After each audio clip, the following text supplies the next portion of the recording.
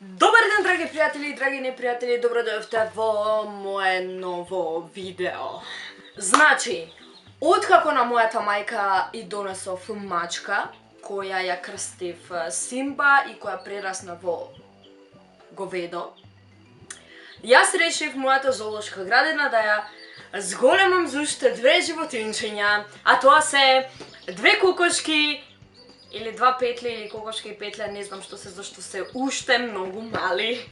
Еве ги моите пилиња. Нивното име, нивните имења, односно се Моцарт и Бетовен, затоа што не го затвара тоа нивниот клун по цел ден. Како и да е, мојата мајка изјави дека после оваа дешавка, омага, дури збор што технички гледано не постои во нашиот реченик, се обидов да го акцентирам. Што ми е? После оваа случка, веројатно после ова трошење на домашниот буџет за овие две пилиња, мојата мајка изјави дека повеќе нема коментар за мене и моите испади во нашиот дом. Јас сега ќе ги вратам, затоа што мислам дека некој од нас тројца ќе заврши фатално, а тоа нема да бидам веројатно јас. Не можам да ги пуштам во дивина, односно во нашиот двор, бидејќи нели ја имаме Симба, за која мислев дека баш ќе биде пријател со нив, но не испадна така. Како и да е, сакав да пробам да најдам 10 позитивни факти за кокошки. Сигурно ги има. Факти за пиле нема, има за јајце.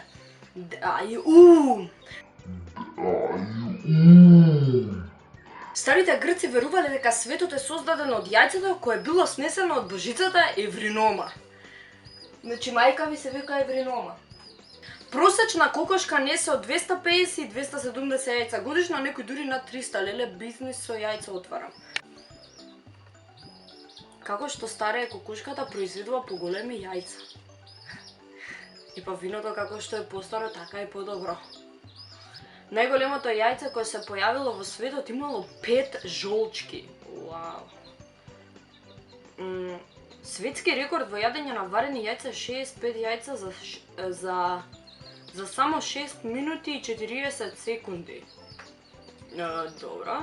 Секој човек јаде во просек по 173 јајца годишно, нема врска, ја не јадам воопшто. За јајцата да останат посвежи е потребно да се чуваат во картон. Океј, значи кога моите пилиња ќе снесуваат јајца, ако испаднат кокошки се разбира, односно коковче и петле, тогаш ќе произведувам јајца и ќе си отворам фарма за јајца. И така да се знаете, и картонки си имам.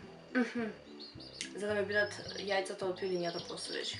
Во моментов цел ми е да ги спојам овие мои прекрасни две пилиња кои уста не затворија цивкање со мојата прекрасна мачка Симба, која е некаде надвор и пешачи, сколка по комшиски дворови, се кара со се и е главна трачарка во мало.